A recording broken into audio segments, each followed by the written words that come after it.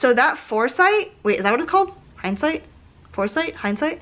Basically, we're all just out here fronting and acting like we know what we're doing. I feel like I look like Bert from Sesame Street. Now, oh, Jimmy got one of his hairs in here.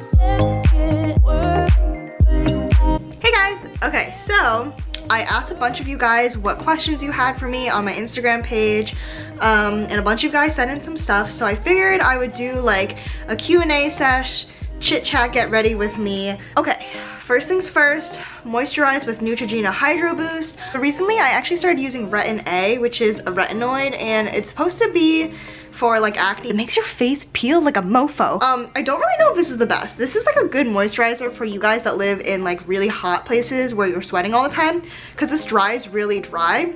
But for me, since I'm like in the Northeast, it's cold, and now I'm like scaling like a freaking lizard, I need something a little bit better than this. So if you have any suggestions, leave them down below. But for now, oh, Jimmy got one of his hairs in here. A bunch of you guys asked me, mostly like first years and like pre-dents, you guys asked me for the tea on how D2 year is. The tea is hot. Just kidding, the tea is not hot. I don't really have much tea, like, so I'm trying to like do this so that it doesn't squirt out all at once. 1 second. Usually, D2 year is notoriously the hardest year of dental school here at Tufts, at least. Like, they kind of go easy on us first year, I think. And D2 year is when shit really hits the fan. But this year is a little different because of the pandemic. So me and the rest of my D2 class, we're currently doing online learning all from home. Burnout is definitely real though. Like, I definitely understand anyone right now that's doing online classes that like, you're just sick of like the Zoom meetings. Like when everything's online, you almost kind of feel disconnected to like what you're doing. Oh, this is the Fenty contour stick. I talk about it all the time. This is in the shade Amber. It's really good for Asian skin, especially because a lot of bronzers look a little bit too like yellowy. This one has like more cooler undertones, so it just looks like a natural shadow on your face. So that leads me to another question, which is how much do I study per day? Honest, I don't really study that much per day. Like in pharmacy school, I feel like I was studying all day, every day, like 24/7. It was so intense and so terrible. Ugh. But yeah, dental school so far, I study about like 4-ish hours a day. So basically what I do is I work about like 20 hours a week for Cocofloss. So if you divide that by 5 days, I try to do at least like 4 hours of like work worth-ish for Cocofloss. So the remaining hours of the day, 4 hours. It changes depending on how many exams I have that week. Like if I have a ton of exams in 1 week, then I'm definitely going to have to study more. But then some weeks I don't have an exam, so then I'm able to spend a lot more time on like YouTube and Cocofloss and that kind of stuff. So if I had to give a rough estimate for an average, I would say about 4 hours. The e.l.f. Instant Lift Brow Pencil. I'm just gonna use this in the shade Dark Brown and just do my eyebrows. This question kind of leads me into how is working for Cocofloss. Cocofloss is amazing. It's literally like a dream come true, like I always say. I don't really know how I got so lucky. Okay, I'm gonna do a brief intermission just to tweeze my eyebrows because this is just gonna drive me crazy. Give me 1 second. Okay, anyways, as I was saying, every day is like something new. So for my internship, it's not like I do like 1 day a week I work or like a couple days a week I work. It's like every single day I do a little bit of something for Cocofloss. So some of my responsibilities are helping with the ambassador program for the dental professionals. For those of you guys that don't know, I'm a dental marketing intern for a floss company called Cocofloss. Go check us out. Best company ever. So yeah, as a dental marketing intern, I help with the ambassador program. So I look over any sort of ambassador applications if you want to become one. That's open to dentists, dental hygienists, dental students, dental hygiene students. And I also help do some like PR outreach kind of stuff to dental influencers. Also help with their monthly newsletter, help come up with some social media, that kind of stuff. And sometimes I even help my boss with finding scientific articles for dental research and that kind of stuff. If I could, I would work for them forever, even after I graduate dental school. Like I care so much about, oh my god, my eyebrows look a lot thicker than I expected. I feel like I look like Bert from Sesame Street. Like my eyebrows look so much thicker than I expected. I'm going to highlight my nose. Oh my god, wait a minute. I've had this is like actually embarrassing. I've had this since senior year of high school. I know all of the dermatologists and people out there are cringing, but this has just lasted me this long. I'm using the Benefit, I think it's the What's Up highlighter. It's a sample from literally 2013. Don't worry, one of these days I'll purchase the full size, but for now I'm just gonna use the sample size. It's really good. It's down to the nub. looks like this, very pretty. Okay, so this is how I highlight my nose, right? So I did the contour on the sides, and now I just go down the middle like this. Okay, so now that I've thoroughly disgusted all of you guys with how old this thing is, now I'm going to apply my eyeliner. Hey guys, I'm editing this vlog right now. Like, the main thing that I wanted to mention, I realized I forgot to mention in this video, is how much I love my coworkers at Cocofloss. Like, they're amazing. I've made so many new friendships, and I feel like that's the part that I miss the most about like working, that you have friends from school, but there's nothing like that coworker bond, you know? There's like something unique about it where you like commiserate together and you celebrate together. So my coworkers at Cocofloss, if you guys are watching, you guys really make this the best, and you guys are a huge part of why I love my job so much. Oh, and my bosses, of course, which are my coworkers, but like, you know, like different. Like, I love my bosses, Kat and Crystal. Ugh, I'm just so lucky to know them and to work for them, and I love them so much, so thank you. Okay, so now my eyeliner is on.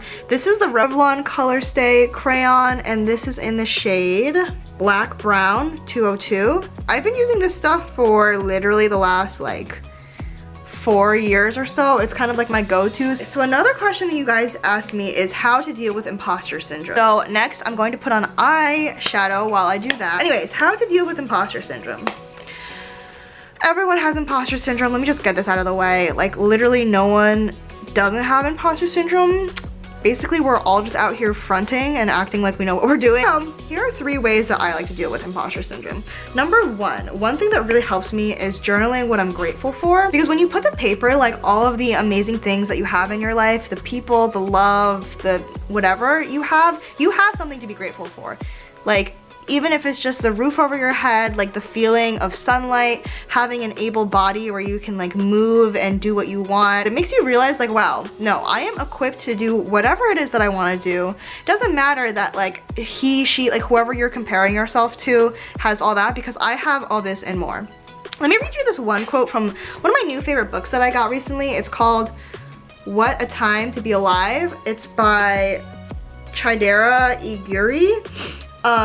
I recently read this like really good chapter. It's like this like motivational self-help book, but it's like a cute, very graphic one. Like, it's not all words and it's not boring to read at all. They don't tell you that the better your life gets, the bigger your demons become.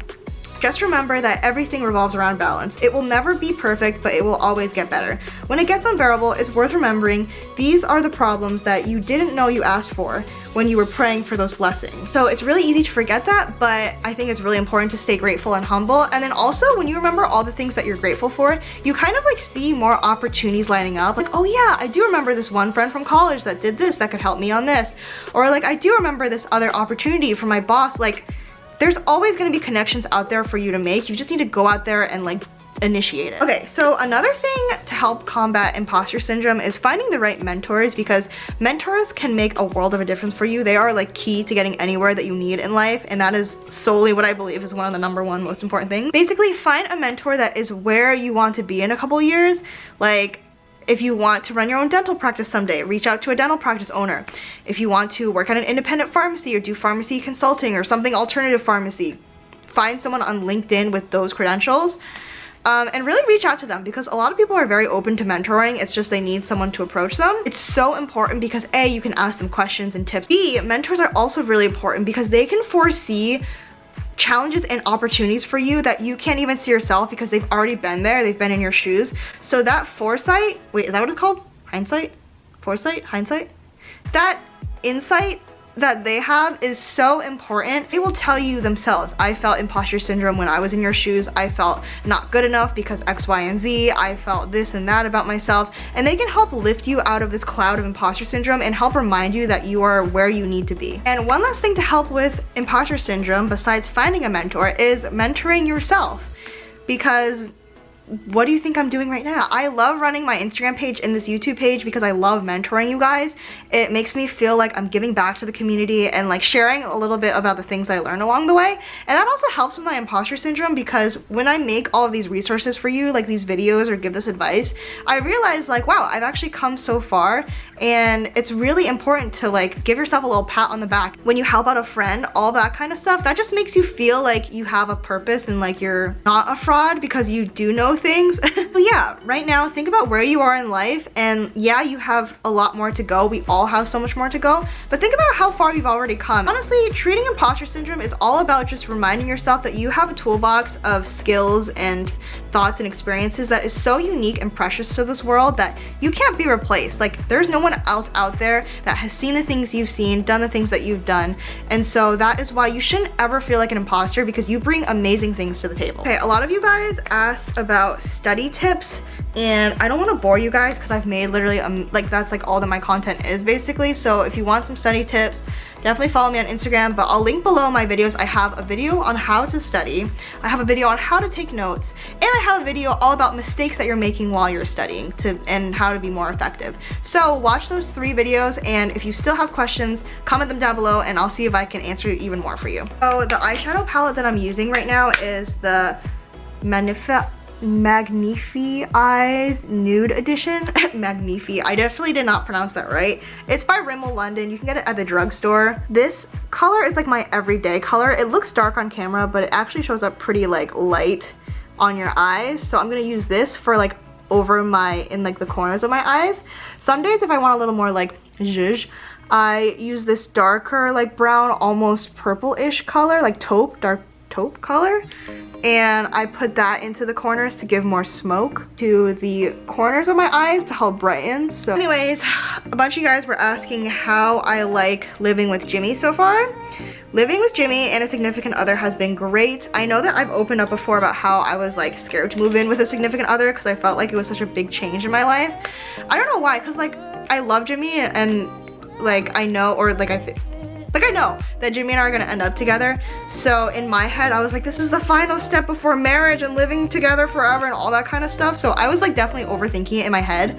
And I'm the type of person that's also always scared to make like a big life step. Like, I hate big events. I hate graduations. I'm gonna be so stressed for my wedding. I just hate anything that feels final. Anyways, the pandemic and quarantining together really showed me that we are really like compatible living together, and we have like so much fun. Like, it really is like a sleepover every single night with your best friend. Get sick of each other, I'm sure, especially now that he like works from home too. A lot of times he usually goes into work 2 days a week at his like pharmacy hospital, and then he works from home the rest of the 3 days. Yeah, I am someone that kind of really needs their own space, and I didn't really realize that until like this recent kind. So anyways, on days when I feel like I really need my alone time, it's just important to like let the other person know. So I just let Jimmy know, like, hey, I want we call it individual time. Basically, like, we're both on the couch together, like 2 feet away, but he plays his video games, I watch my YouTube, do my whatever I have to do, and it's great. Like, I just really need, sometimes I'll even like do it in a separate room. I also like prioritize my time alone by going to the gym and like really spending time with myself, like taking myself out on a walk, that kind of stuff. And so last but not least is my fake eyelashes. I use the Kiss Lash Couture Faux Mink collection in Jubilee is the name. I just use the Kiss Strip Lash Adhesive. This is not my favorite lash glue. My favorite lash glue is House of Lashes in black, waterproof,